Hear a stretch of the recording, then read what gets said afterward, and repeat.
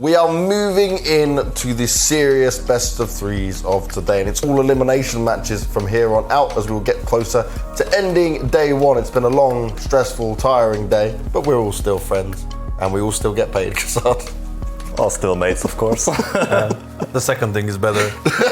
There you go. See, that's what he's focusing on here. Yeah, the playoff starts for two teams right now.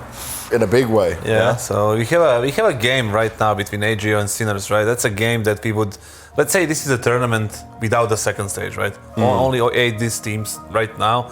We would expect this to be a final. Yeah. Right? Yeah. This was supposed to be our winners' matches on paper. Yeah. And then right now they're fighting for to stay in the tournament, so it's kind of crazy. So we would love to see a good game here. Yeah, and this is what we're hoping to see, right? Because this should be one where both teams get the map picks they want, right? We see a best of 3 go on out. We get a decider coming out at the end of it. And I think it's going to be who's been able to mentally reset themselves after such a harsh loss. Yeah, we are getting into best of 3 territory. Obviously, it's a very different story from here on out. So the last time these two teams met was... So they play in the Premier Circuit, right? Yep. That's where they mostly faced off against each other, and the last time it was a 2-1 for AGO over Sinners, right? But in that match, it was... So the caveat there was that Oscar wasn't really present in that game, so I think he was at the bottom of the scoreboard, which isn't really what you expect from someone like Oscar. You know, his pedigree of opping is something which drives your team forward. So I believe it's going to be a different story this time around, at least in terms of how close it is. Because once you have Oscar on this server, fragging out, that's when you know you have a match on your hands.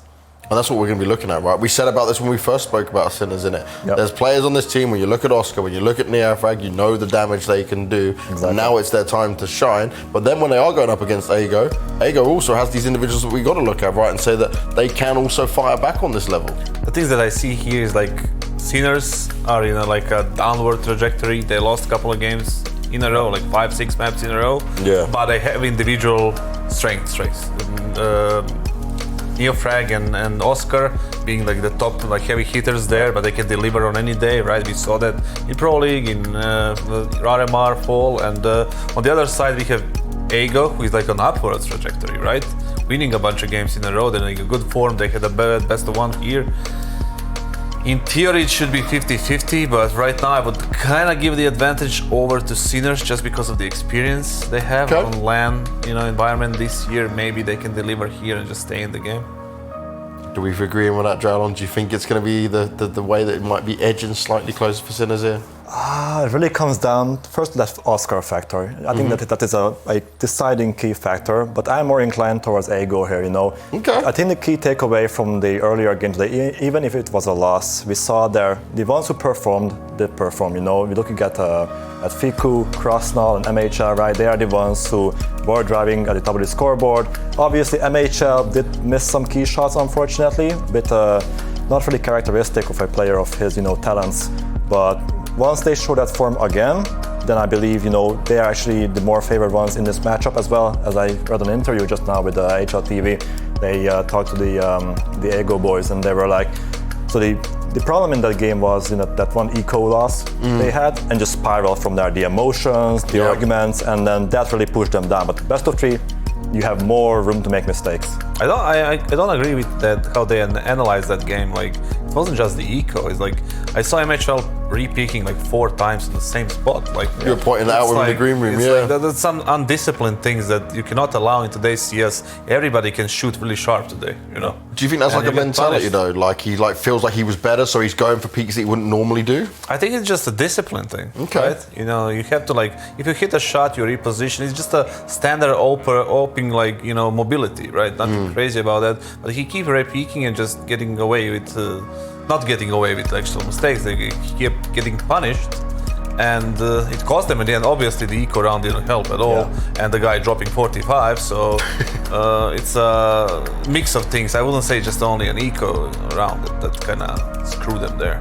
And I think if what we're looking at, especially with MHL that you're talking about there, is also how's he going to compare up against Oscar, because he got outplayed before in a player with less experience, and I would say what we thought about maybe less individual skill when you're looking at it going into them individual matchups. Now you put up against Oscar, he's not likely that Oscar's going to have a bad game twice. Yeah, Oscar is rarely missing shots. The sitters, he's not gonna miss, right? Yeah. He's very unpredictable operator, which is something that's really difficult to play against. When you're facing somebody like that, it's so hard because even if he saves an op in some sort of a mixed buy situation, he's super dangerous there. He can just always move around and just get kills. His instincts are really good, game sense. He's also map awareness. He's always on point, and he's experienced, you know. And coming against him is going to be really difficult. Let's start looking at what maps could potentially be on the cards here before we get to the veto, right? Where are you expecting this to go? Do you expect a similar play out to the last time they faced off against each other? Do you think things have changed? I guess it really depends if Sinners wants to punish Ego here. So obviously they had that game on Nuke. It's a map which, you know, Sinners does play. They do gladly go to a Nuke. And if Ego lost confidence in their Nuke, you know, after a loss like that, you know, that they're shaken on the map, you know, they might be like, Sinners, and you know, they'd be like, we might punish them if we could pick this map. So I assume that Sinners will go maybe for a Nuke or a Vertigo here, something which is maybe outside the comfort zone for Ego, a bit of a coin flip for them, and it has to be one of the two for their pick. If I remember correctly, it was the Nuke that Sinners picked in the previous match and they lost.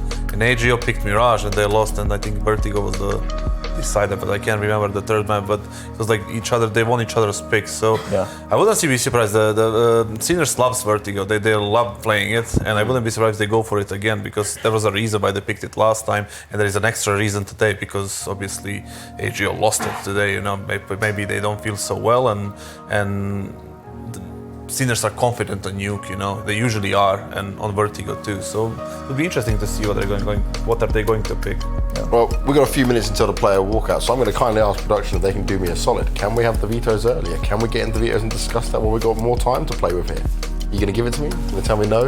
I don't know. I know the players aren't ready, production. I'm asking, can I get the veto now, please? Yes, he's going to give us the veto, right?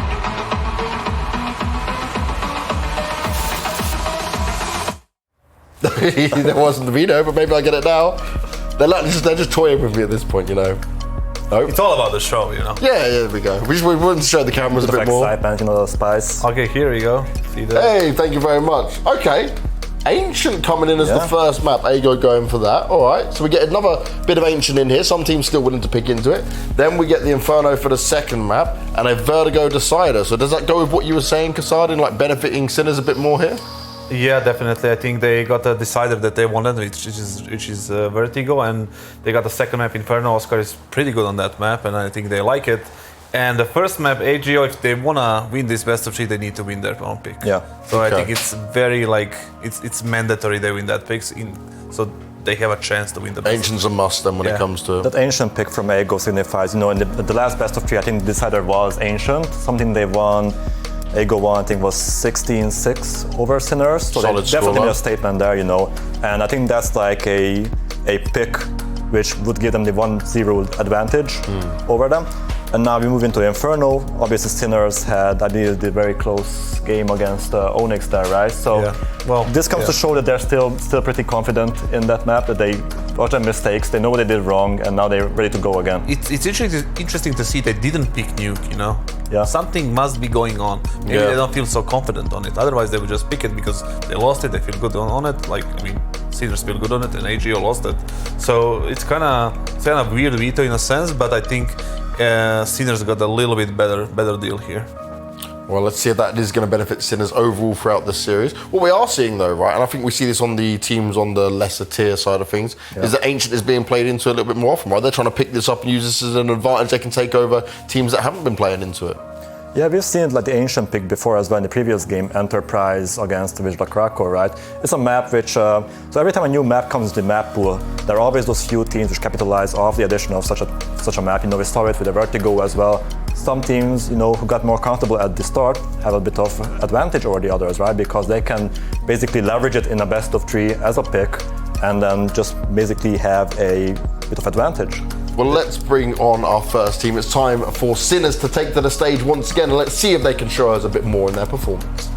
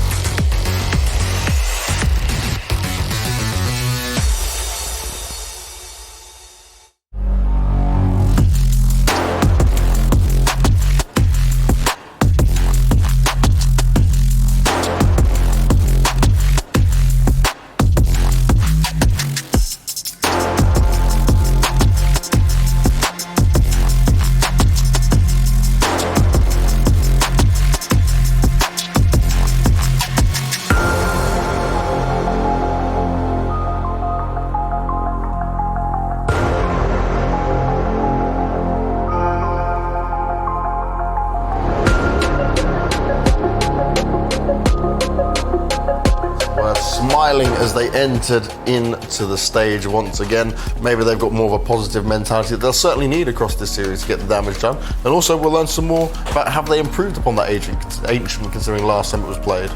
Yeah, I mean, that's a map. I mean, not just like in this tier 2, tier 3 like teams. There's a lot of material to look at. Like if you play against teams like AGO or other, like in that group of teams, there's always like something to look at, prepare for, like a game plan, like, you know, and then try to beat them on their own pick. That's what it's all about. Let's see what AGO is going to show us though, as they are now going to take to the stage.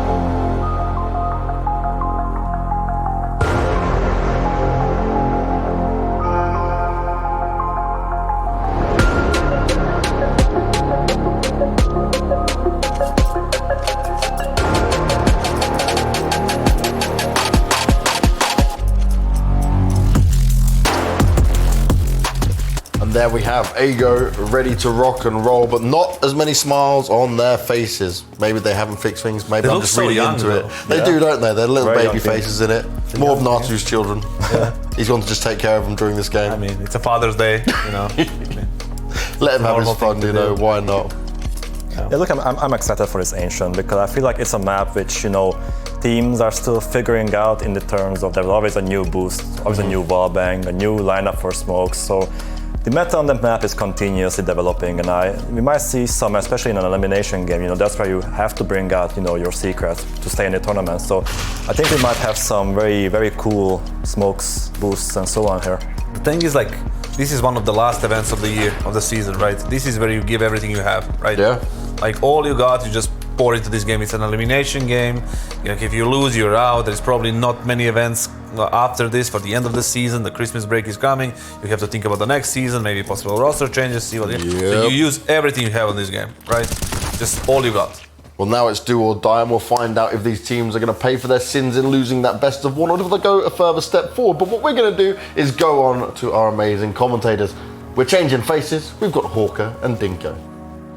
Thank you very much, James. You've got some bars, you know, we're hopping into this one. I'm looking forward to this. Thank you guys for setting the scene perfectly as we head into an elimination match that no one expected. You know, two of the best teams within this play, and the only team that was seeded higher than this team was Fiend coming into this event.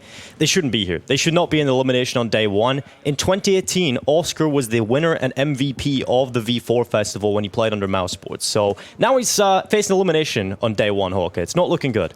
Yeah, this has just completely flipped the script from our perspective. We were coming into today thinking maybe we'll be seeing some of the other teams, someone like an Onyx, but no, that did not happen. And these teams now have to just quickly bounce back, having played each other somewhat recently online. They have that history there. It's going to be a really scrappy series. I wouldn't be surprised if we get a lot of close maps here. And the talking point has to be Sinner's recent performances. They're on a 7-map loss streak right now, and they started in an AGO game. They went up 1-0 against AGO just nearly a month ago at this point, and after that, they lost the 2 remaining maps, and they haven't won a map since. So Sinners are struggling right now. You know, we talk so much about Oscar being that player you've got to look towards to be able to step up, to deliver those big performances, but that can't be enough for a lot of teams, man. You can't always just rely on one player, and the other players you look at is Neofrag, and guys, these players aren't performing to the level we want to see from them. This could be a very disappointing exit for Sinners, and I'm worried about the future if they go out on day one here. Definitely, and even in that series that they lost against AGO Online, Drowlin pointed out on the desk, Oscar bottom fragged that series with a 0.71 rating, so it goes to show when he doesn't show up, they can have issues on that firepower front. Looking at the AGO side though, in that series, it was Krasnov for them who really stepped up and was carrying. He was the top fragger for them. This is his first LAN though, so we've got to see if Krasnov can live up to those high expectations of being a star here. Because look, that walkout, man, it might get your heart pumping a bit. You know, you might get a little nervous with that sort of walkout coming in. Yeah, and I know from an interview MHL I did just before this game, actually, they were struggling with nerves. They were struggling with feeling the pressure of being on stage. And I think it comes from the fact that there are so many Polish players that there's not a lot of opportunities for them to get great teams, great opposition. And so when you get a team like AGO, when you start actually getting paid to play Counter-Strike, there's a very finite amount of spots available. So if you're a young 18-year-old coming in here, you know that the pressure is on you. Otherwise, someone is breathing down your neck looking to take your spot. So there's a lot of pressure on these players in particular because of the opportunities that aren't really there for them. You know, there isn't a couple of teams at the top for Poland. There really isn't even a top team. So right now, these are the best you can get right now if you're a Polish player. Unless you want to go international. A lot of these players are not comfortable speaking in English in an international team. So this is do or die time for a lot of the players here if they want to get a good start in their career and not fade into nothingness. And I guess we can talk a little bit more about players that have actually shown up. MHL Hockey, you know, we look at this guy. He really is the star of the show when he pops off. But the problem with him is he hasn't really been around a whole lot recently. So this is a great chance for him to prove what he's got. Yeah, he said in that interview lately, he was confident that even after taking that time off, he said, "Oh, just give me like 1 or 2 weeks and I'll be back to the level I was before I left," which is a pretty baller thing to say. Yeah. But I'd say he's mostly lived up to it so far.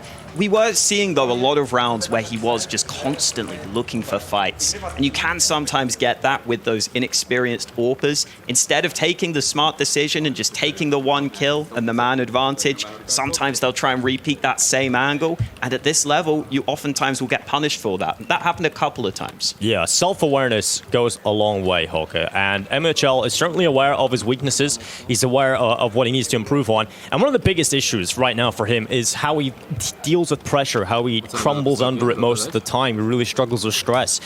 He actually did an interview with the HLTV, a very exclusive club he's a member of, is the HLTV One for the Future Club. Now, I don't know if you guys are familiar with this, but One for the Future being done by HLTV does not go just to any player. Let me just give you a list of some of the players that have been involved in the HLTV One for the Future articles. Zaiwu, Cirque, Sergey, Poison, Mayern, Yampi, Shiro, and Degster. They're the only players right now who've got One for the Future articles, and he's among them. He's the first Polish player to have one. So this guy is definitely a player with so much potential, and the ceiling is so high, but dealing with the pressure and dealing with the stress is something he's got to overcome, especially if you're going to be looked at as a star, because as we talked about with Oscar, the pressure is on you when your team's playing bad. If you're going to want to pull yourself out of this, you have to be the player that does it. He even said in the interview earlier that they were playing scared and too emotional in that game, and it started to spiral out of control. So that comes back to what you were saying. You've got to be able to play with that confidence. And he also said he took that break partly because of the fact that he was at school at the same time. So he couldn't really deal with handling both of those at the same time, just mentally. That is something that is very hard to do for a lot of young players. So hopefully we will get to see him show up here today. We're starting off here on Ancient. Yeah, elimination game between AGO and Sinners, number 2 and number 3 seed here in the play-ins. One of them is going home at the end of this best of 3. We start in Ancient straight away, and Sinners on the T side. Now, we've seen a lot of struggles here on their attacking side. Hawker, they've got to get off to a good start with the pistol. See if they can get off to that good start. Taking it slow. I'm always a fan of the dualies in towards this sort of cave position. There's a lot of annoying angles you can play. Sinners were one of the teams that really started to play a lot of Ancient when it first came out. But with the new changes towards those wallbangs on B, the map plays very differently now, and they have somewhat struggled on this map as of late. In fact, these teams played it, and AGO beat them 16-5. So we've got to see something better out of Sinners this time. And they are very happy to play patient here, Dinko. Yeah, 2-man CT setup in Donut right now. Not really pushing for information just yet, but you do play Donut because you can get information if they're loud towards A. So right now, they at least confirm that they're not trying to A split at the beginning of the round, which means they can just lock down this 2-man defense on the A site for the meantime, and Sinners are certainly heading their way. They haven't had any CT aggression, no CT aggression at all, so AGO don't have all the info in the world, but they're about to find out what's coming at them with Sinners looking to pressure into Cave. Still only the one man here with those dualies, and as much as I like those dualies, it's going to be hard to get all these players running at him. Well, let's see if Lemon can start with a zesty start, and he's not going to be able to do it. He gets taken out straight away. Fiku is the first player to pick up a kill for defense. Neofry's found one in reply. Now 4v4 will ensue, but that B site has been taken, and Fiku under a lot of pressure. Flash over the top from Furlan. That's delivered one, and Vico will drop back in behind the wall again. Reaggressing, this time with the advantage, this time with the confidence in the back of AGO, as they know they can swarm their way into this retake. But a lot of teams now playing in towards cave control for the post plant, and it doesn't even matter because Crash now comes around the corner with the headshot, all on Shockle. That defuse is coming in around the other side. He's found a couple of kills, but there's not going to be a pistol win today coming through for the Sinners. Didn't have the kit there, so they knew they had to be somewhat quick on the retake. And Ego do a good job there at having those flashes in position for that initial kill. That was really important to get them a foothold towards the site initially so that the retake would be easier for them to accomplish. And once they start to get the kills, they keep on coming. So Ego off to that good start. For Sinners, you get that bomb plant, you've got to think about whether or not you want to go straight for the Force here in this second round. Well, technical pause, Hawkins. There's lots to think about here in terms of how they're going to get back into the server as well. So, guys at home, we will get that sorted as quickly as possible. Nice little recap of this pistol as we get some more time to talk about it. When we talk about the post-plant setups, it's much more difficult to be able to pull this off on the T-Star Glocks, but when you get rifles out, when you even get some SMGs, a lot of teams now, if they get that cave control on the post plant, that puts so much pressure on the CTs coming in for the retake. You've got to expend a lot of utility. You have to constantly worry about those spams. It can be very difficult to play the retake on the B site when the Ts get cave control. And we're going to see that be a common strategic theme throughout this game, I think. A lot of teams are willing to play that B site as a retake setup, though. I remember at the Major, Copenhagen Flames were just ridiculous with how many rounds they were retaking that B site. And part of it is because there are that many options on the site itself for you to actually properly play a position where you can fall back safely, or even play a position where you have much cover. So as those smokes come in, sometimes you may have to play behind them. Here comes that force buy for Sinners, though, and every single player is going towards that B side of the map. Yeah, look at the mid-aggression this time from AGO, though, not sitting back passive. They want to pick up some early control of the map and information, and a quick play into B has been halted and slowed down by Fiku on the double. That A1S looks to be recovered as Sinners have come in with the force buy. They've got AKs and Galils around this. They would love a kill, and unfortunately, unable to pick it up onto Neofry. So this is starting to look pretty rough as Shock is able to step up with a double kill and pulls it back into the 2 versus 2. Sinners have the site, and now they've drawn it back into the equilibrium. Now it's on to MHL. We've talked about him so much, but this would be a great start to the game if he can get involved into this retake. He's starting to come out of cave, and Oscar, he has an angle, but he's whiffed his shots. And now it is just Shock left alone at the bottom of the B ramp. He's looking to make it all happen. A quad kill needed for him. He's hit the headshot through the smoke. Furlan down, and Shock off to a fantastic start. 4 kills for him, and Sinners equalize the score. He had to bail them out of that scenario because they were down on those initial trades. The AK had to come through with something special, and those 2 entries onto the site make it doable to begin with. He's the man that has to close it too, though. Such an impactful round coming in from Shock early, and that could really help dictate the pace of this game early because Sinners in their loss in the best of 1 went 8-0 down before they even got a round. That won't be happening here today. Now they've got the chance to go ahead and get themselves off to a strong start with the economy. Yeah, looked like they wanted to go for a nice little quick burst out into middle. Or stopped by 1 piece of utility, but when no incendiaries come in, no follow-up utility, safe to assume there's a possible weak buy coming up for the CT side. So right now, Furlan would love to get some damage done. Elsewhere, he has lost his opening teammate, Lemon, out of the round. And that's a good start here for the Sinners. Man advantage, mid-control taken for the Ts. And that's often a common storyline, a common theme throughout Inch, and when we talk about it, Hawker, is how difficult it can be as a T-sided player to play aggressive on this map, to get map control early. So right now, they're feeling pretty comfortable about what they've got. A lot of positions, you need the nades in place to be able to take that control initially, and then you can start to get some aggressive lurk plays going and maybe get in behind your opponents. You can see the response from Ago here. After going a man down, they know they need to take a risk, and so they've stacked towards this B side of the map. They're even pushing down the B ramp right now, and the bomb is alone there. Oscar's behind. He's going to try and take down Fiku, but the shots from the Deagle, that's the bomb found. And Fiku has been very happy about that. He's not going to stick around. He's actually going to drop back and play with the rest of his teammates inside of B. Meanwhile, There has been a play into the A site. B-Stick has gone on an information hunt, realized the A site is completely empty. And so therefore, AGO on this 3-man B stack need to be aware of a possible play towards A. And the worrying part for them is B-Stick's in CT spawn, so he's in a good spot to cut off these rotations. But they have got a rifle. 2 of them low, though. This could be an absolute blender. Yeah, but they're going to get information that B-Stick's in this corner. That AK is all about trading, but my god, Fiku. Nice headshot on the Deagle. B-Stick out of the round, and now it is Shock in a 1 versus 2. Another clutch needed for him. This time it's 3 plays, not the 2 from the previous. And that bomb, it is ticking. T-Fuse tap, but no one sticking onto it. Nice little peek out. They've got the information, and Krasnell brings down Shock. This was Deagles. This was a weak buy coming in for AGO, and Sinners have lost to it. This is a round you cannot afford to lose early. Fiku getting such a good kill there to get them back into position. I wasn't sure if they'd be fully ready for the player to be so far pushed on up. But Fiku lands an all-important shot. He was their highest-rated player in their opening game too, so good to see him starting so strong with 8 kills already. And Ego come right back, and it was that aggression on ramp that was just really well timed. Going ahead and finding that one player who was alone there with the bomb briefly while his teammates took cave control. It ended up working out so nicely for the Poles, and the Force Buy Wars are set to continue. That is a failed run boost and then a stab to the teammate just for good measure. You know, you fail the run boost, Hawker, you get stabbed. You know, that's how it goes. I think that's fair. That's how it works. Not exactly the cleanest start to the round here for AGO. Not the cleanest start to the game either. Force Buy Wars have begun already. The scrappy Counter-Strike getting underway here in the elimination game at the V4 Festival here in Budapest. You know, Ancient, I love to see it. Our water park hotel is actually Ancient themed as well. So, you know, we're really immersed in Counter-Strike here at the V4 Future Sports Festival. I'll be honest, Dinko, I think the water park might have come before Ancient. I don't know if we can call it Ancient themed, you know? No, Ancient has been in the works, Hawk. You know, it used to be Aztec, and then it moved into what is Ancient. I see.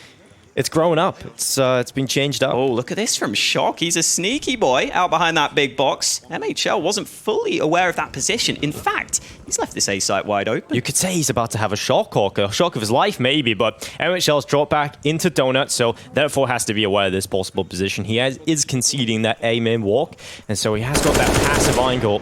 And with the AK, he's able to take out Oscar. He's looking for the lineup of a few more, and he's gotten away with his second kill on Zetko. Nearly finishes off Shock, but he'll leave that up to Furlan to pick up the rest of the pieces. Neofrag now into the clutch for him at Donut.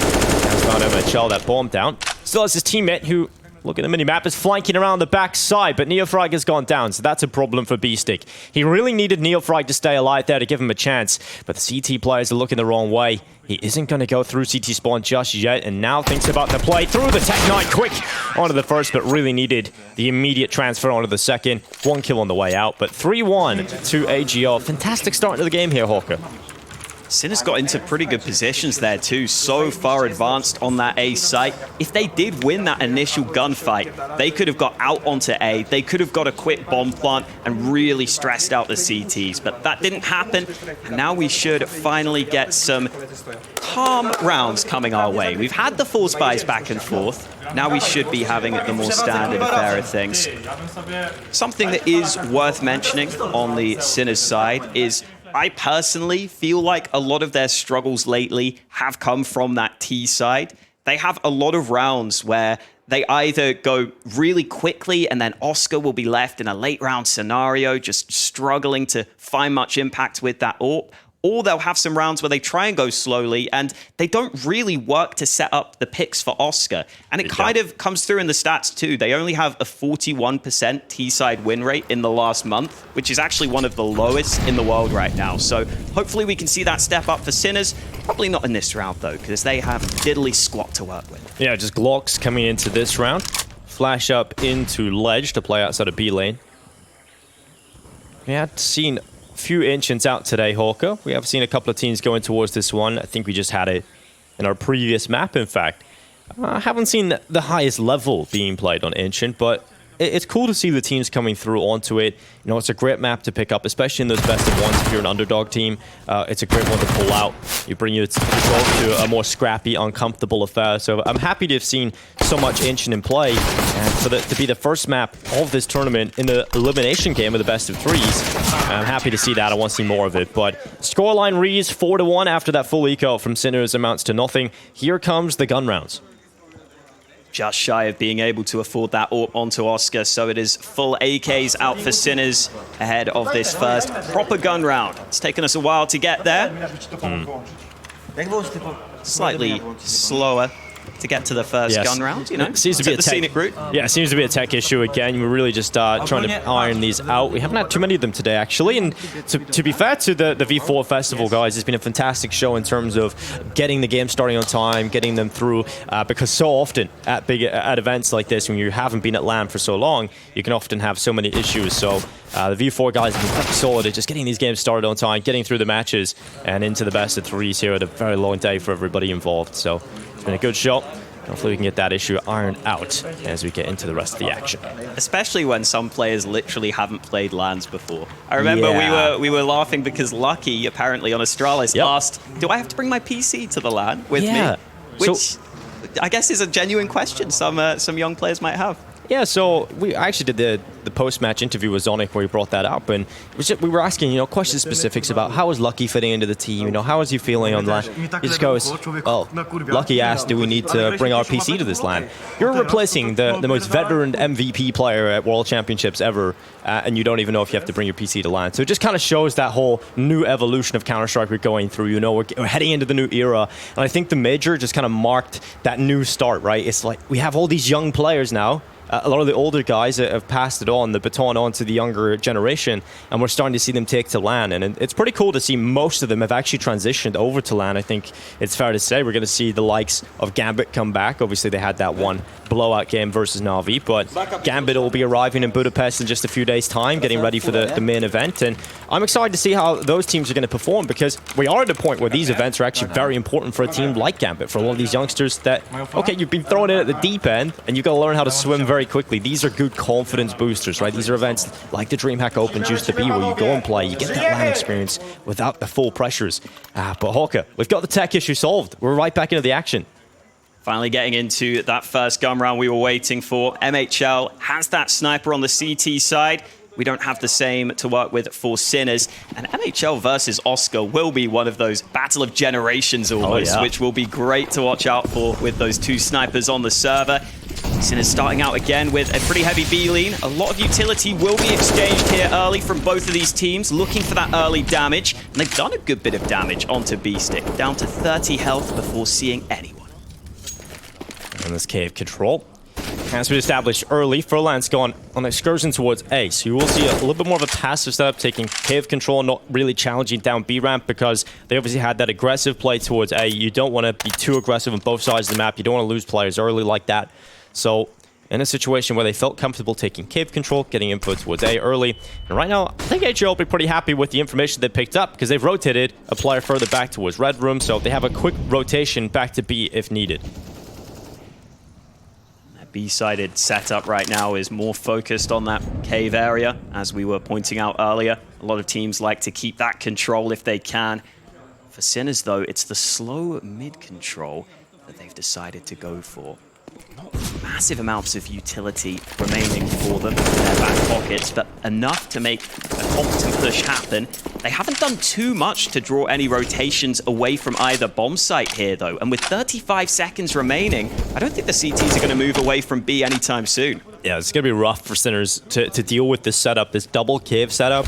Even if they get onto the site, it's still quite difficult to get into strong post plants. So HO don't really even need to fight for the B ramp. They can just lock down cave, and they've done exactly that. Lemon and Crash now taking 2 kills, and a little bit of a free kill through the smoke as well from Fiku. Zedko down and out. Bomb plant starting to come through. They haven't been able to deny that. And Oscar with the most crucial kill of the round so far. He's fought back and got cave control. Shock doesn't have a good post-plant position, though. He may just have to get aggressive, try and make something happen, but Fiku's ready, and now it's Oscar who has to try and clutch. And if there's a man that can clutch, it is certainly Oscar, the most experienced player on the server, the face of Czech Counter-Strike, but he's not going to get there on time. Defuse coming through.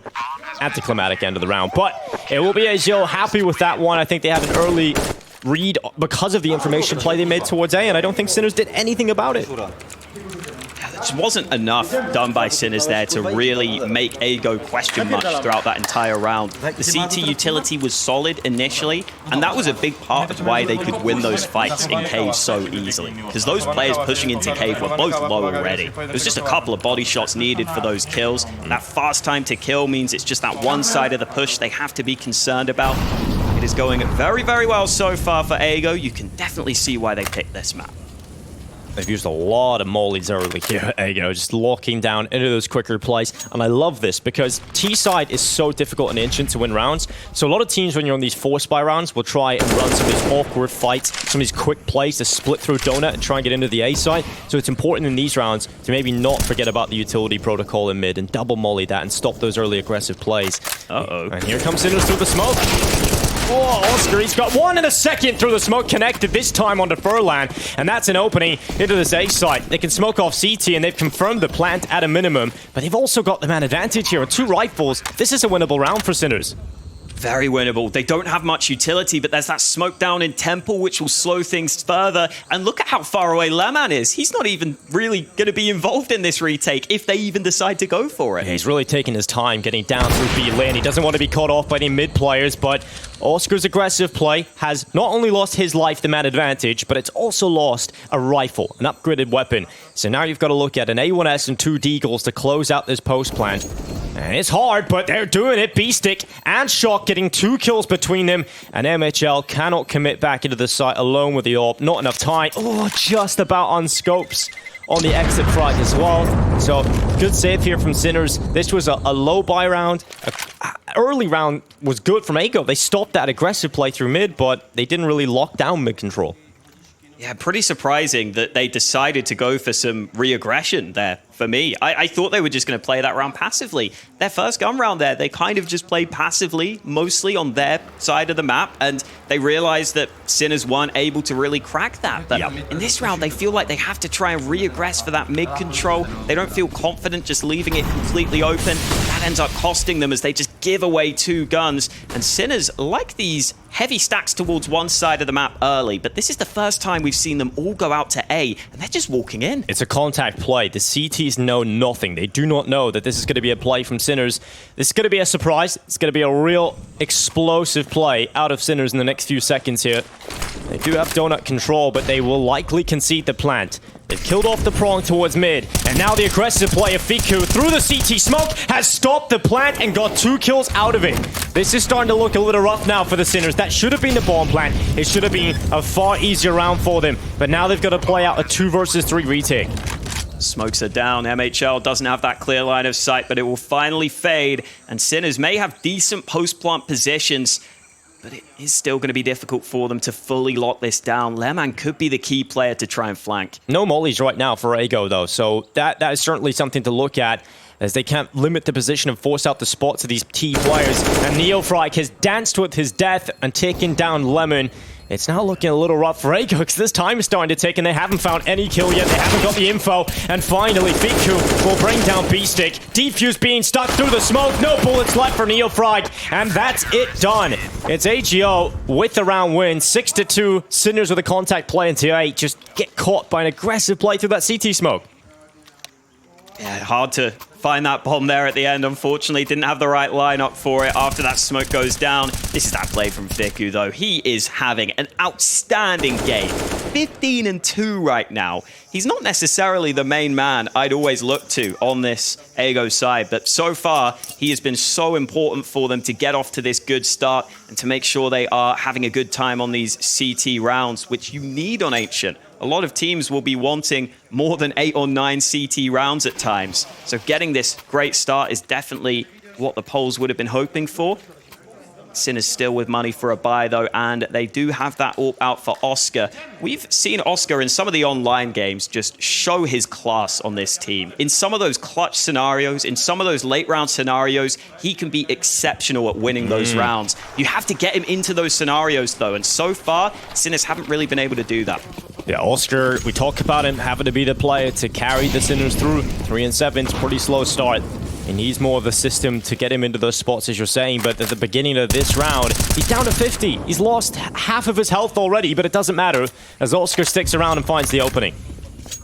Good to see him taking initiative too. He's not always an AWPer that likes to go for those early fights, but this is a scenario where you have been struggling as a team, so just getting that opening kill will be very valuable. It's helping Sinners just sit back and slow the round down. They still have plenty of utility to work with. They know that Aego may be feeling like they themselves have to make an information play or maybe get a way back into this round. As soon as that doesn't come, Sinners will eventually have to group, and right now it's the B site that would be open for the taking. Aego are fully rotated to mid, and they're even going to go aggressive. Yeah, they can't run an A main right now because obviously they have that player in Donut on the CT side. So you've got to worry about getting hurt out here. So that means you do have to take your time to go into this A play. And they have to do that anyway because the Ts are very disjointed right now, Hulk. They aren't really together. The bomb is still back at spawn, but it looks like it's starting to lean more in towards this heavy A play through A main and hoping that one player on the mid play can cut off rotations. But it's so telegraphed. Krasnow has to win a fight early here. The molly will force him in, but Zedko gets his gun back out in time. And as soon as you lose that fight, you're locked out of A entirely. There are so many post-plant positions that could be played. I like that Aego did something different in that round after going a man down. They got very active on the map. That almost somewhat reminds me of a round that a team like Heroic would run, where once you go a man down, you maybe take a risk on the CT side, you start to stack towards a position with a lot of your players, and then even if it goes wrong, you can just save those guns and it's not the end of the world. Really important that Oscar got that opening kill though for Sinners. That's what got them off to that good start, and that's what forced Aego to adapt that setup that normally has been so strong for them.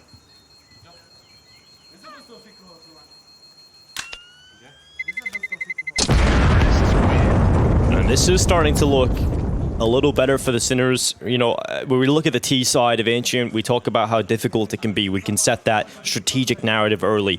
T side rounds are crucially important to pick up, especially if you're at a T sided start. You want to pick up as many rounds as possible to know what you need to do to close it out.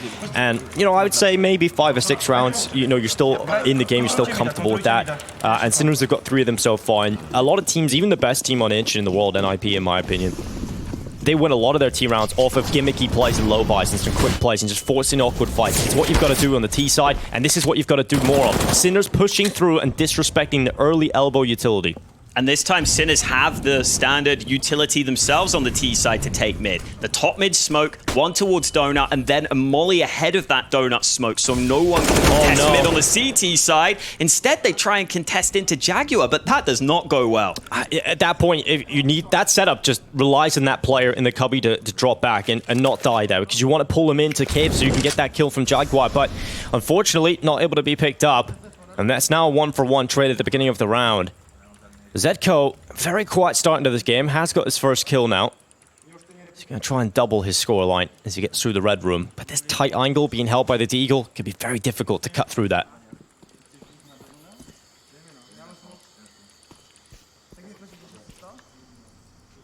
Neo Frag taking that AWP low on health. We'll look for something. Again, it's another round where Aego have taken a gamble once they go down into this 4 versus 4. They've left the B site so open, and look at the timing for Zedko. Some nades on B, draw Fiku away, and it's a free kill in the back. That is beautifully played by Sinners with the timing, just setting up a free frag and potentially a free round here, unless Lemon has something to say about it. Lemon bringing down Oscar. 3 versus 3. Good position for Zedko. He got himself in a great spot. And now they can't really even get the resistance. The rotations can't come in for the CT side because they have a player in red room cutting off the players trying to get back over. MHL can't do anything about this round. He can't even get close to it, so he's starting to drop back. And now his main goal is just saving the AWP, not giving it away, not losing his life, and he can't even do that. He will go down to Zedko, and we're starting to see a few more of these Sinners players now coming into their own, getting a bit more comfortable, and that's what you have to see. Just the timings in that round are really what make that round happen. You could get a mid flank going, but whenever you get that position in towards top mid, it's so important that you fully understand what your teammates are doing so you know what the CTs will be up to. Will they be rotating between the sites? Can you take that space for yourself? Have your teammates drawn players away from mid? Those are the questions you need to be knowing when you're in that position. So really good to see that Sinners have the communication on point to make that happen. And now ahead of this round, It is another stack from Aego, but this time a forced one. Because they've just got the pistols. All in. It's like when you're playing poker, you go all in, but all you got is like a pound. So yeah, it's well, look, it's so good. Team kill there. That's a nice little steal away. And in the end, nice shutdown coming through from the Sinners.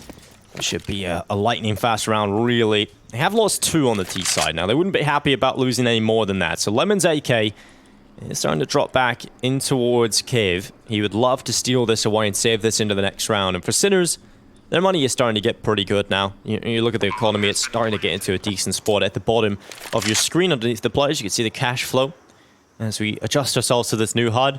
I've been enjoying it. I think, honestly, when I first seen it, I thought I was going to be confused, but it's been pretty intuitive.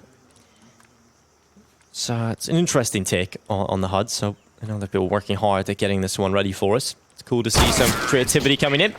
Unfortunately for Lemon, no creativity for the AK in the next round. He is out of the round. 6-5 is the score line. AGO leads 6, and Sinners on 5. Looking to try and tie it up. Double AWP saved on the Sinners side of things. I'm not sure if they want to stick with that, though. Can be very difficult to get those AWPs in on a site push together. Definitely be keeping an eye on what the setup is like for the CTs early in this round, because a lot of their earlier round success came from passive plays, but you also have a lot of options for aggression on Ancient. You could push through mid if you wanted, which may be the call here. They've got that early mid control on their side, but look at NeoFrag. He is hungry for fights. Oh, he's got the timing as well. As soon as Fico tried to pull that smoke, NeoFrag just peeks into his crosshair. There's nothing worse than to be a CT player and just be holding the angle. As soon as you pull an edge, just get timed on. And NeoFrag, perfect timing to peek up over the top of the ramp. Gets the opening here for the Sinners. And Oscar's starting to get much more comfortable. The double up on the T side, not the most orthodox of setups, but it's been working for these early picks for Sinners. And that's where Sinner's success is coming from right now. They just consistently are finding those early picks. And this is where, if I'm Aego, I might think about taking a timeout soon. Because they said in their earlier game, they got a bit emotional. They got a bit flustered under that one. And we may be seeing signs of that here with some of these round losses. These are frustrating rounds to lose. You just lose that opening pick, pulling a smoke out, and then you already feel like you're on the back foot, and those AWPs start to pick you apart. And it doesn't feel like Sinners have had to work too hard for this round. Off the back of that first solo play, the AWPs can get pretty easy pickings, and this should be their round every single time. Yeah, the common theme in this round is everybody died with no opportunity to trade, and they all died because they had no map control. You know, Sinners were able to walk up into A main, get that opening pick towards the back of the A site. NeoFrag just walks up the B ramp with no utility slowing him down early. The mid play was just one player trying to get in towards cutout. So for AGO, they've got to go back to what was working in the first few rounds, which is actually calculated map control. And I think on the CT side, they had a lot of cool aggression and a lot of cool nade setups. This, to me, just felt more flat. There was no real idea. There was no thought process coming into this. And I think you've got to, on Ancient, play a little with a goal on the CT side, with an objective early in the round. It's one of the things I like most about Ancient right now is a lot of teams will have really cool utility setups to start their CT rounds, to take some control. You see some teams throwing a smoke into those B stairs. Some teams will even throw an early smoke over to A main. And Sinners are not taking anything from this one. They're not allowing Aego to take anything from this one. No gun saved for Aego. Another one of those sad, sad situations where they just have the pistols. Maybe they'll just go for a similar stack.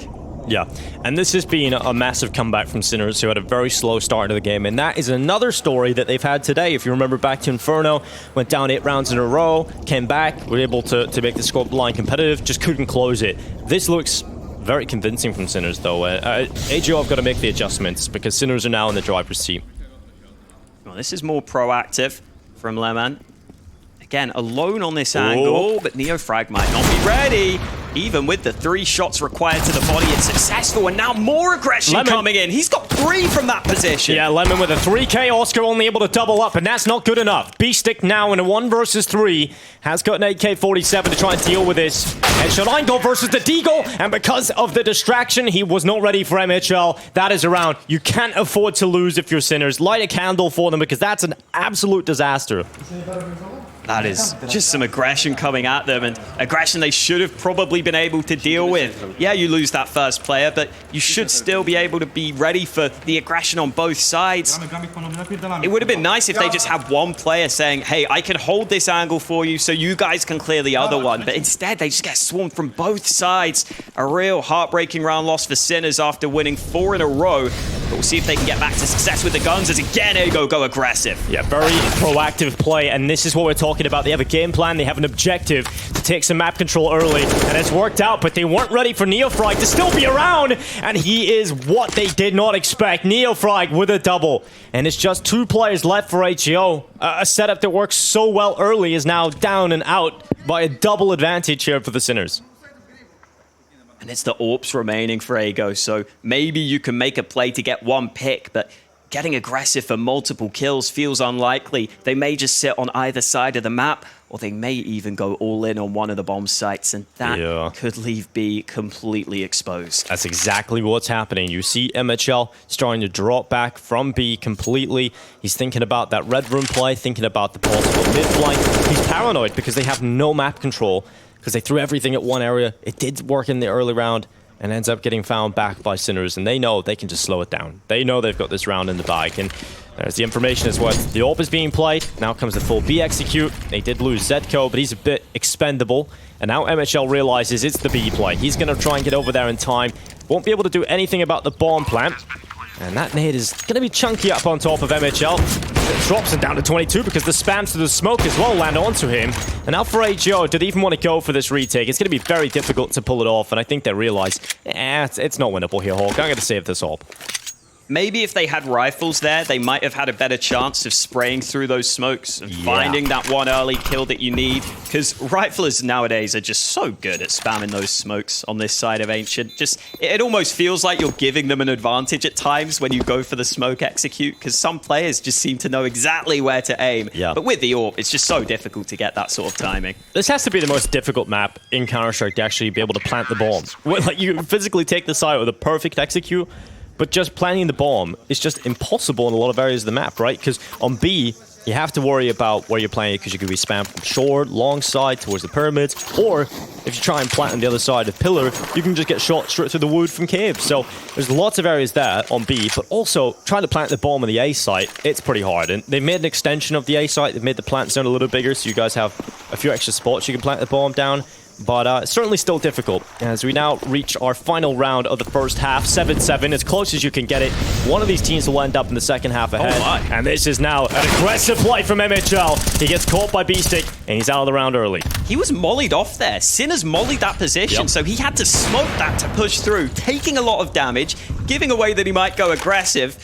And obviously, Sinners were prepared for it once they heard that smoke extinguish the molly. So another round where Sinners get an early kill and they don't have to work too hard for it. Yeah, now they're clearing out mid as well. So they have that smoke towards top mid in the red room. They've mollied out the cutout. Oscars just went in solo, straight in towards middle and found one in towards cave. So Oscar's done a fantastic job at just being aggressive, taking matters into his own hands. We know what he's capable of doing, and he's showing us how good he is in this final round of the first half. Fit comes in for him. Fiku now trying to take them out from top mid. With 55 seconds left, Sinners now realize we can just go wherever we want. We've got this now. Just Crash now left alone.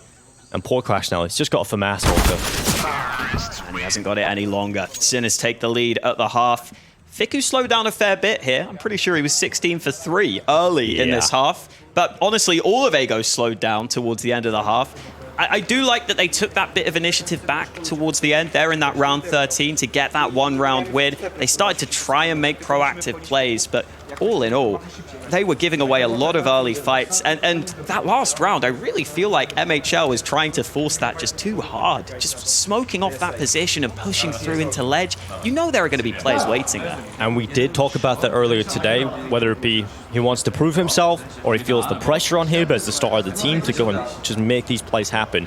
And we got to see on day one of this competition earlier today, him maybe putting himself in some unreasonable positions, situations you can't always get out of, and you're going to be punished by the better teams, and we're seeing that a lot. And maybe now, when things are going well for HEO at the beginning of the game, you're feeling happy, but when the pressure's on, when you're a star, you've got to deal with that stretch, you've got to deal with that pressure, and so far, MHL has been caught out here and there.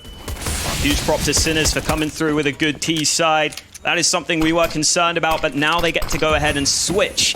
See what they can show us on their CT half. Zedco getting aggressive and already getting kills. It's all action, but it's all in favor of Sinners. Yeah, kills just all over the board here for the Sinners. Oscar closes it out, and that'll be it. It will come through for the Sinners. They continue to charge their way forward. It's another round for the Sinners locked in. And we're now looking at 9 on the board. The logos on the top of your screen are the wrong way around. Now they're fixed, so just for the confusion at home. But we're looking at Sinners, you know, they are in the lead at this point. And I would say significantly so in terms of, okay, maybe not the scoreline, but momentum, confidence, and game plan. They're just in a far more comfortable position than AGO are right now, and the scoreline doesn't tell the full story. Definitely not. And this is such a stark contrast to that decider map of Ancient that was played in Premier, where it was 16-5 for AGO. They dominated it. This time, Sinners have clearly put a bit of work in on this map, and Sinners have always been one of those teams who pick up the new maps. They did it with Vertigo, they've done it here with Ancient, shown us what they can do. Lemon tries to go in, but that is a tasty crossfire. Oscar and Zedco taking it all down. AGO not going to be posting much of a threat in this force buy. Now, we didn't really touch on this, but the fact that they obviously came through with a purchase here, they had the Galils, they had the Mac-10s. Usually these rounds are able to reap far more. We got to see that in this tournament so far so many times, these T-sided force buys when you lose the pistol, but they didn't come through here. It's been an absolute whitewash. It's been completely shut down. It's out of there. 10-7 as the Sinners are now comfortably into the lead. The first team to hit double figures on Ancient. And it's an exciting storyline to see how they transition just under a month later, being able to put up a fight against AGO on Ancient when they couldn't. Yeah, I wonder for some of these teams whether they have taken somewhat of a down period at some points just throughout this year. I don't think Sinners have played as many officials as I'm used to seeing them play. Yeah. They used to be a team that was just constantly grinding. And recently they seem to have taken somewhat more of a backseat on that sense, but looks like they have put the time in here ahead of this event. This should be pretty easy pickings, especially when you get gifted the lot. Yeah, this definitely still poses a bit of a threat, because once the T's get out MIG, they can charge their way through Donut with blistering pace, but has been halted by Neofrog to put a bit of a dampener on this play for the T's, and this one should be closed out momentarily. But yeah, just touching back on the Sinners side in terms of motivation, amount of Counter-Strike they've been playing, maybe even an insight into what their mindset might be like. These guys had a huge disappointment recently in not making the major, and that can affect everybody's mindset. When you have one goal and every team works towards that goal, to have come so close to beat the teams that they did in that competition and not make it through because of a tiebreaker situation, you know, you've got to feel for them. They beat Heroic. They beat Heroic in a best of one in that. Yeah, so that goes to show the kind of teams they were beating. And Endpoint, man. Big Endpoint. Oh, huge. All right, don't forget about Endpoint. If only they had Alan Hender. Dude, if they had Alan Hender, would have been a different story. Completely different. We'd be looking at Endpoint versus Na'Vi in the grand final. But here we are, Furlan around the backside. Straight down with 2 in the B lane. B-Stick and Neofrag out of the round early, and Oscar has to do the heavy lifting to try and pull this back, and now they're aware that this could possibly just be a B-sided attack. Problem is here for AGO, the numbers have dwindled in losing that early player, so they have got that lurker over the other side of the map still hanging around for information. And for Sinners, they're putting more pressure on this B side. So AGO realize we've got all the time in the world, we've got that man advantage. Do we want to commit right now or just slow this down and keep Sinners guessing? Make them make those adjustments on the defense because they have no info. The trade frags will be so important for AGO here if they do go into a site, because they don't have any flashes. Yep. So if they ran into Oscar's AWP, for example, they would have to have really good spacing to make sure they don't just get mowed down by that sniper. We'll see if they can just avoid that entirely, though, because Fiku's looking for information. Yeah, they're letting this expendable player, this extra player, go in for the A walkout. In fact, they've executed B before, and now just getting him to... Is A clear? Guys, is A clear right now? And once he gives that info over, those B players can now try and go back to A. But the problem is, they've got a player in Donut, and it hasn't been the full committal from the Sinners, who are now ready, poised and ready, in fact, for this A-sided attack. Zedco comes in with 1. There's that trade you were talking about quickly from Krasnal, though, and Oscar really needed to land that shot. A missed shot on the second time of asking, and that is not how you win the round if you're Sinners. You needed those shots to be landed by Oscar, and the blistering pace from AGO towards the end of the round is enough to get them the win, but certainly was a chance there of Sinners just pick up a couple of crucial kills.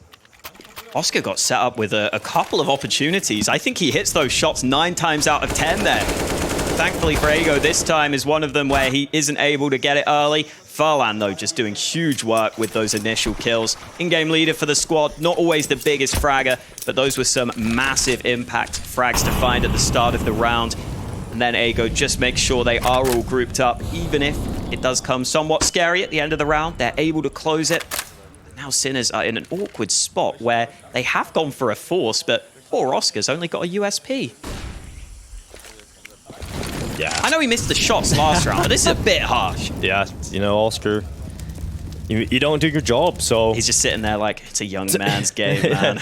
I'll let these guys carry me. Yeah. Or maybe, you know, he's so good that he's able to play with USP, you know. There's always the half glass full mentality, Hawka. We'll see if he can get it done here, Oscar, but this round really is going to be quite difficult for Sinners to get involved. So the things they can do is maybe go for some more proactive play, take a few more risks. I don't think you could play this round normally. So they've gone for the 2-man setup inside of the A site. They've got that cave control for an early warning system if they do run it back to B, and one player cutting off any potential lurkers trying to get out through Red Room. But for the AGO side, it is a play into A, and defense have got a hold with Deagles and Ops. Here they come. Spray is solid onto the first. Oscar has an AWP, by the way. It's not a USP. Well, that makes a lot of sense then. He's got the AWP out, but he's not able to get anything done with it. Shock tries to charge the site, but the bomb's already planted before he can get his kill. Yeah, might as well have just had a USP there. Oscar goes down very quickly without much resistance. Shot and a bit of damage done, but MHL able to reply. Shock out of the round. And for 2 players remaining on Sinners, they have to consider the economic situation and realize we don't have much money. We're dead broke. So saving these 2 rifles into the next round has to be the call. They have to save those over. And for HEO, they're starting to come back into this game now. They found the door. It's just open ajar, and they're trying to force their way through it. And for Sinners, they did get the ult back, so that'll be back into the hands of Oscar. But, yeah, I mean, that round actually had much more of a chance of being picked up for Sinners. You know, when you look at the buy overall with that open hands of Oscars, that actually significantly increases their chances of winning the round. So I think the resistance there was a little bit disappointing, to be honest. Yeah, it definitely feels like they had the opportunities to keep that one contentious, especially with Oscar's position pushed into A main. If he just gets that first kill, he could be really, really annoying in that position. Just being a real nuisance, staying alive there can make an important difference because there's such little cover on that site. You'd be worried about different angles. You'd have a tough time getting that bomb planted safely. So unfortunately, a crucial miss comes against them. Fun little story when we look at the AGO side as well. You know, you look at it, a player like Furlan, he's been in this team for so long. Since 2017, he's been in this AGO organization. I think he was part of that team that originally found success, right? The team with Snatchy, Tao, Ruby, and PHR. Those guys were able to go to Pro League. They were able to really show up. But at this event, we've got Fiend. We've got the Bulgarians here at this event. And everybody remembers the story of those guys who went in the WSG finals and winning the $1 million or whatever the prize pool was. The team they had to beat in the final there was actually this AGO side with Furlan, Snatchy, Groovy, etc. So he's been there. He's been to lands like this. I'm excited to see if AGO can get going at this event. But it's been a pretty good start here for Oscar. Oscar's certainly a player who's no stranger to LAN either, and that boost up over the top sets up a very easy early kill for him. This is a round where Sinners don't have the full investment. They've only half bought here with a couple of players having those rifles, so they're trying to set up in some awkward angles. Oh, Furlan nearly gets caught in transition. Luckily comes out with one as everybody decides to whiff their shots, but in the end, one kill has allowed the CTs to maintain cave control, and again, in 1-by-1 here for the AGO side. It's an absolute shutdown as the Sinners come through with a massive round. It begins with that gimmick Hawker, and the rest just works out perfectly for the Sinners. Sinners just stay active off the back of that early boost. They go aggressive in towards cave at just the right time. The timing was so good for them there to catch that one player out. Clearly, Ago had no clue it was coming.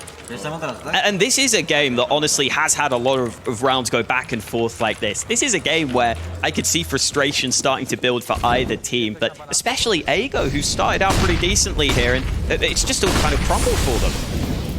Yeah, and this is their map pick, right? You don't want to be in this situation where you're going down in an elimination game on day 1 of this competition as the 3rd seed in the play-in and be sitting on your map pick and have lost it. The problem is for them, you know, that sounds bad. but the team above them is the second highest seed in the play-in, facing elimination. And here goes Oscar, probably one of the most talented of players at this entire event. Comes through with 1 kill on towards Lemon. Zedko on the double up, able to find the follow-up, and just so happens to contain the bomb inside of that kill.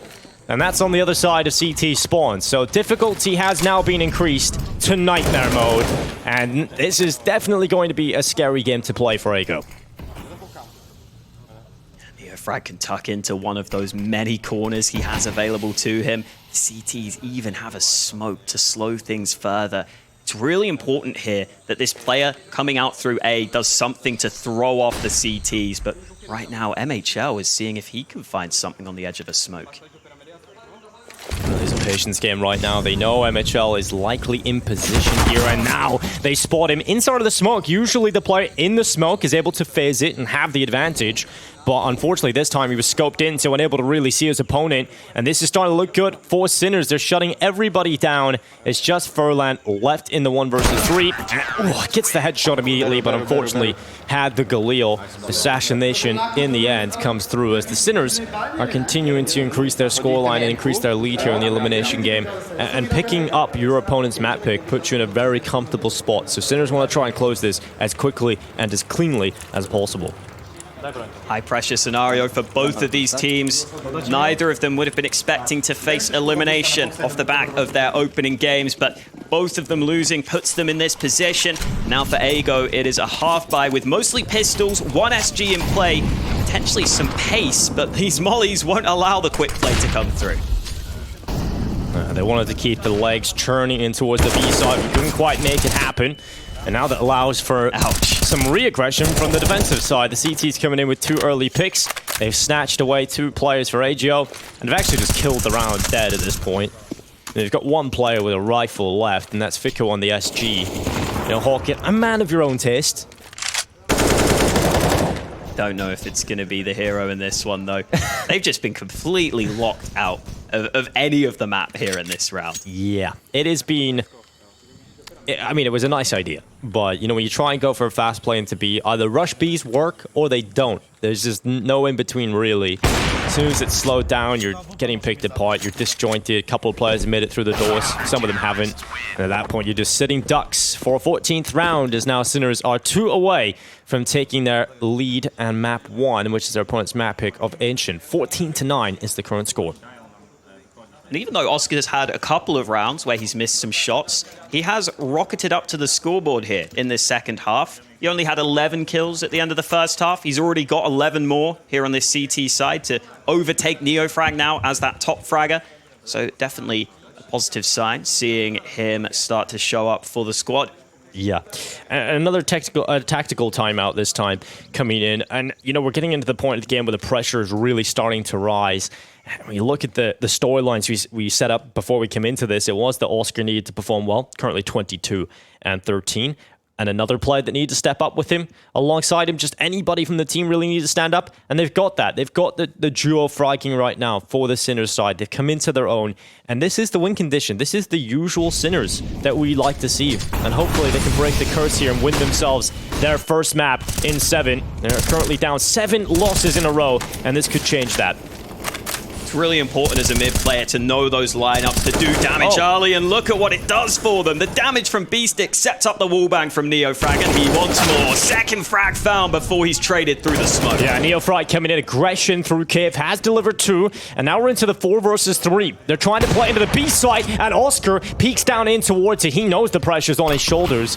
Luckily, his teammates come back to buy and help him on this B site, and the smoke had a gap in it, and B-Stick was aware. I thought that was going to be a miss smoke, maybe something could catch off the CT players, but he actually plays with the gap and is able to find a headshot, maybe some purposefully missed utility. I know that Steel back in the day used to talk about missing smokes on Mirage on purpose, so there would always be a player, little gap here to play with, and you're just staring right down the barrel ready for the headshot. So maybe that was something, Hulker. Maybe he just missed the smoke.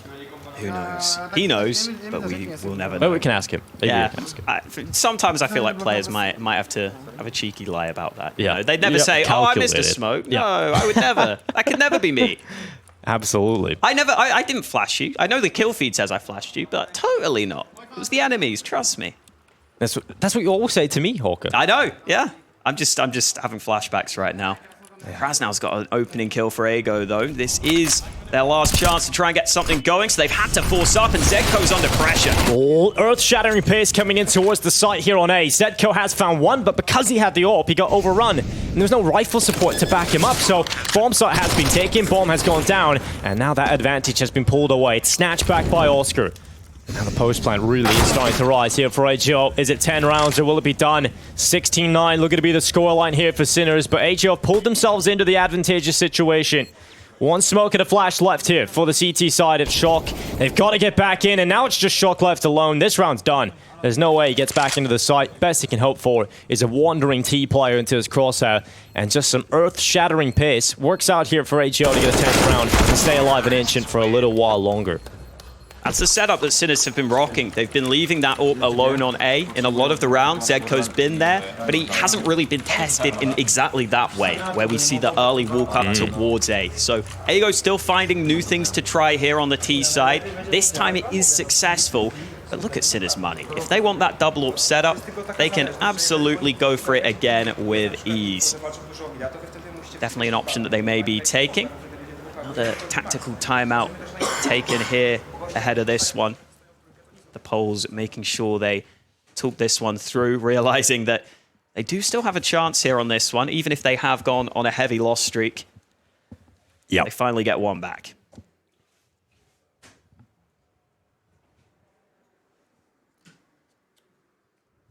All right, now, you know, the AGO side have maybe found a potential weakness on the Sinners defense, so we'll see if they can start to pull that back. The Sinners might make that adjustment. I don't think, you know, running the setup like that and leave the AWP with no rifle support is going to be too favorable. Here we are, back into the action. 15-10, round 26 gets underway. Sinners again looking to try and close it out and end the curse of 7 map loss streaks. Ready to try and get one back on the board. They're first here at the V4 Invitational, and here comes the play forward.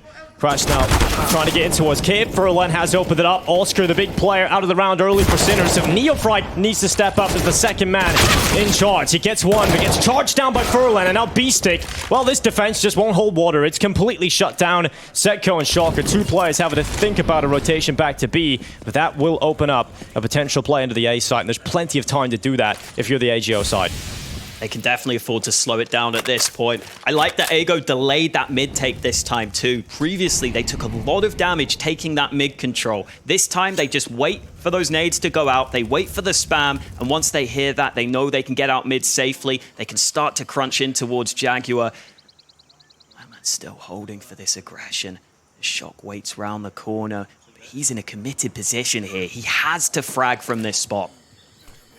Shock, he's got the timing, they're looking the wrong way. They were setting up smokes. They weren't ready for the aggressive play and ends up getting caught. Still doesn't get the kill though, and that's an absolute nightmare. And now the B side is completely open and just one player left on the other side of the map, and it's Zedko with that AWP. So good luck retaking in this situation. So right now we're looking at another for AGO, and they are starting to come back into this. This was looking like Sinners were about to close it out, but AGO have dug deep and found their way back into play. And 15-11, money not too great right now for the Sinners on the CT side either. They've got to make some great economic decisions. Because they have saved Zedko, we'll see what he can pull out of this round. He has been good on the double AWP, but Oscar certainly has been more impactful. I'm excited to see what they're going to be able to pull up coming into this round, because they're not going to have too many resources. It's desperate that he saves this AWP, and he's done that. So 15-11, AGO now on their way back into this game.